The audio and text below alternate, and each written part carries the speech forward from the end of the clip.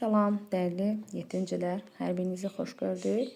Bugün növbəti dərsimizdə yeni bir bölmədəyik. Litosfer dağların hərəkəti mövzusundayıq. 2.2. Deməli, burada maraqlı bir dərsdir, amma ən təhlükəli demək olar ki, təbiət hadisəsidir, zəlzələ.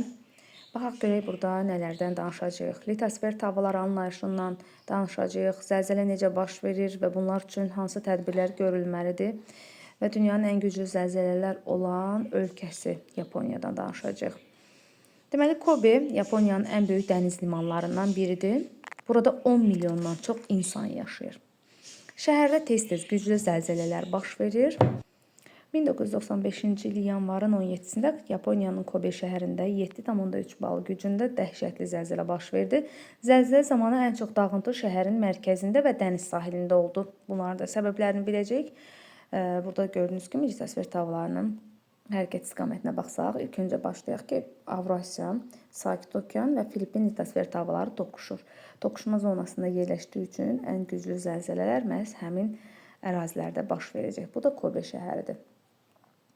Zəlzələ zamanı ən çox dağıntı ona görə də mərkəzdə və dəniz sahilində olur, çünki litosfer dağlarının sərhədinə düşür həmin ərazilər.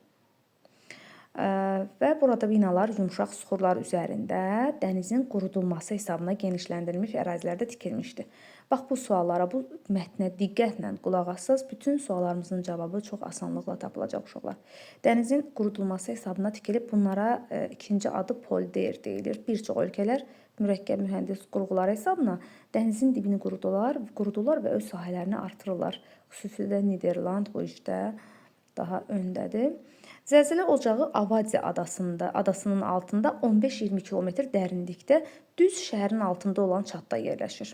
Zəlzələ zamanı adanın şimalında yeni çat yaranmış. Şəhərin altındakı çat 1,5 deməli metr sağa və 1,2 metr dərinliyə doğru yerini dəyişmişdi.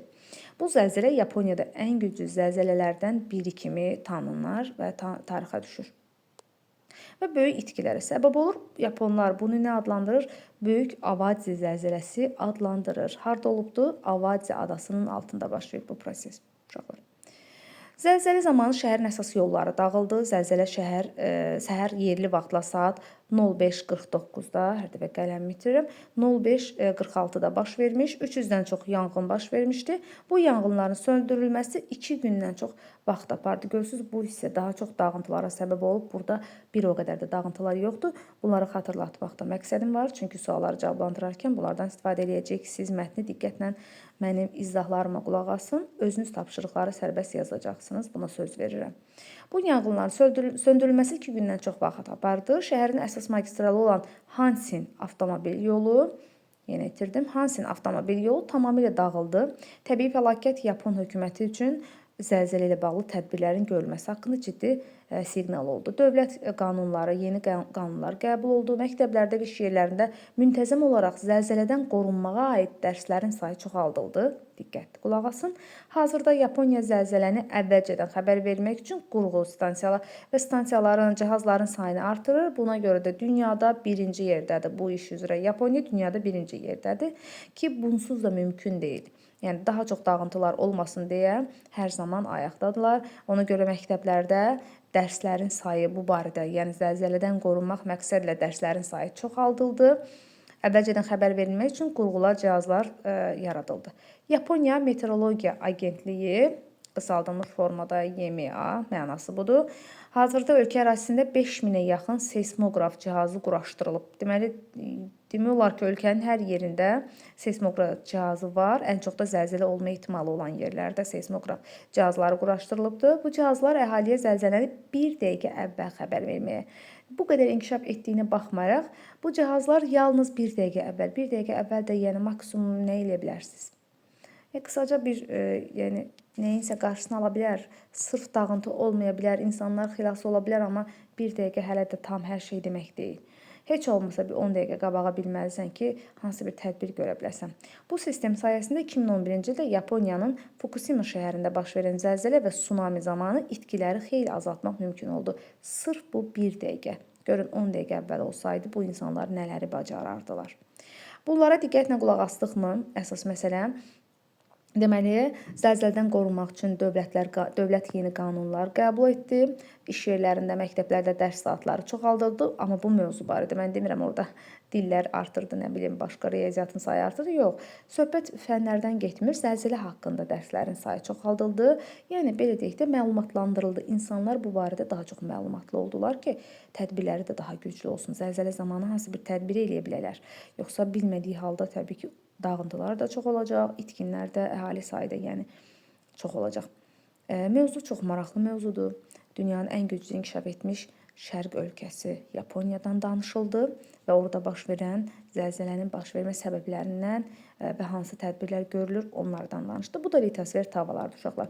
Litosfer tavaları deməli materik və okean tipli yer qabığı keçmişdik yadınızdadırsa, bu okean yer qabığı bu materikdir. Burada materiklə okeanın toqquşması baş verir. Sakit okeanda okean tavasıdır. Filippin də okeanda, amma Avrasiya kontinentdir, yəni kontinental qabıqdır, yer qabığı, materik tipli yer qabığıdır. Sual olaraq mən sizə verə bilərəm, materik tipli yer qabığı yoxsa okean tipli yer qabığı daha qalındır?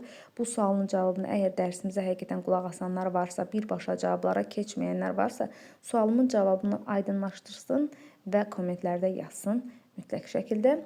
Ancaq sizlərə hər zamanki məsləhətimi verirəm uşaqlar. Dərsin izahına diqqətlə qulaq assanız, onsuz ki cavablara baxmağa belə ehtiyacınız olmayacaq, özünüz yazacaqsınız. Mən də qeyri-adi bir şey eləmirəm, sizə sadəcə olaraq istiqamət verirəm, yol göstərirəm. Bu sualların cavablarını gəlin birlikdə həll edək. Deməli, mətndə A5 şəkillərinə əsasən tapşırıqları yerinə yetir tapşırılıbdır. Deməli, uşaqlar cədvəli tamamlayın. Cədvəldə litosfer tavalarının istiqamətləri göstərilir. Biz bayaqları dedik, Sakit okean qərb istiqamətdə gedir. Şəkilə də baxsanız, Avrasiya cənub-şərqə, Filippin isə şimal-qərbə doğru hərəkət edir. Litosfer tavalarının hərəkətləri bunlar olacaqdır. B sualında A şəklində təsvir edilmiş tavaların hərəkətinin B şəklindəki nəticəsini şərh edin. A şəklində tavalar bir-birlərinə doğru hərəkət edir, toqquşur və nə baş verir? Yeraltı təkanlar zəlzələlərin yaranmasına səbəb olur. Toqquşma nəticəsində zəlzələ yaranır qısacası. Kobedə tez-tez güclü zəlzələnin olmasının səbəbini ABC təsvirlərlə əlaqələndirin. Deməli, Kobedə güclü zəlzələlər niyə görə baş verir? Şəhər çünki həmin litosfer tavalarının sərhədindədir. Bayaqlarda altından xətt çəkərək göstərdim ki, 3 litosfer tavalarının sərhədində yerləşdiyi üçün Kobe şəhəri daha çox zəlzələlər baş verən şəhərdir və tektonik çatın üzərində yerləşir. Bunu da həmçinin deyə bilərik. D-də A şəklindəki şəhərlərdən hansında Kobedəki kimi güclü zəlzələ olma ehtimalı daha böyükdür? Kobeyə yaxın olan orada şəhərləri görə bilirsiniz. Kyoto və Osaka şəhərlərində də zəlzələ ehtimalı yüksəkdir deyə bilərik. Düzdür uşaqlar? Sizcə Kobe zəlzələsini nə üçün böyük zəlzələ adlandırırlar? Özdə böyük Avadzi zəlzələsi var idi. Çünki adanın altındadır. Həmin Avadzi adasının altındadır mərkəzi, zəlzələnin mərkəzi. Kobe zəlzələsinin nəticəsi bu vaxta qədər baş vermiş ən güclü dağıntılara səbəb olmuşdu. Ona görə də ən çox ağır olan zəlzələ budur. Ona görə yer səthində güclü dağıntılar yaratmışdı. Buna belə bir ad vermişdilər ki, böyük Avadzi zəlzələsi Kobe zəlzələsidir. Üçüncü sualımızda C və D şəkillərinə əsasən suallara cavab verin. C şəklini şərh edin. Zəlzələnin fəsadları şəhərin hansı hissəsində çox və ya azdır və səbəbini. Bayaq da şəkildə göstərdim ki, bir tərəfində dağıntılar çoxdur, bir hissəsində azdır. Ümumiyyətcə zəlzələ ən çox mətndə də verilibdir. Mətndə bu mütləq qeyd olunub, altında da xətt çəkdim. Ən çox dağıntı hətta getdim şəkildə də göstərdim. Ən çox dağıntılar şəhərin mərkəzində və dəniz sahillərində olubdur. Bunu oxuduq. Burada binalar yumşaq, hətta bu sözün də altına xətt çəkdim ki, burada binalar yumşaq, tez dağılan suxurlar üzərindədir. Həmçinin dənizin dibinin qurudulması hesabına artırılmış tikililərdir. Ona görə də şəhərin bir hissəsində evlər tamamilə dağılıbdır, bəzilərində az dağılıbdır. Sol tərəfdə az dağıntılar var idi, sağ tərəf yerlə yeksan olmuşdu. Səbəb də məhz bununla əlaqəlidir uşaqlar.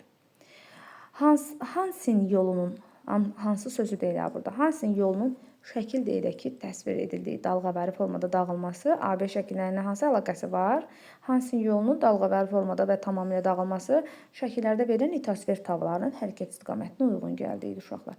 Bu hərəkət istiqamətinə uyğun gəldiyi üçün hansı formada və yaxud da tamamilə dağılması məhz bununla əlaqəlidir.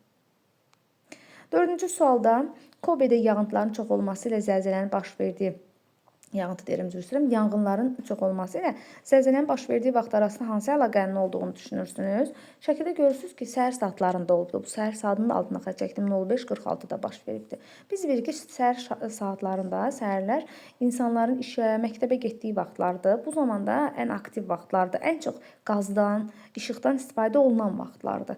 Və buna görə də daha çox yanğınlar məhz bu saatda baş verir. 5-ci sualda dünya ölkələri və Yaponiya Kobe zəlzələsinin hansı nəticə çıxardı? Yaponiya şəxsən öz dövlətinə qarşı daha diqqətli oldu. Onun da altından xətt çəkdim. Mən bilərəkdən bu mətni izah edərək altından xətt çəkdim və ona görə də dedim ki, diqqətli şəkildə dərsə qulaq assanız, sualların cavabını tam sərbəst özünüz eləyə biləcəksiniz. Deməli, Yaponiya dövləti nə etdi? Dərslərin sayını artırdı. Düzdürmü? Şagirdlərə, müəllimlərə qarşı, daha doğrusu iş yerində əhaliyə daha çox baxın.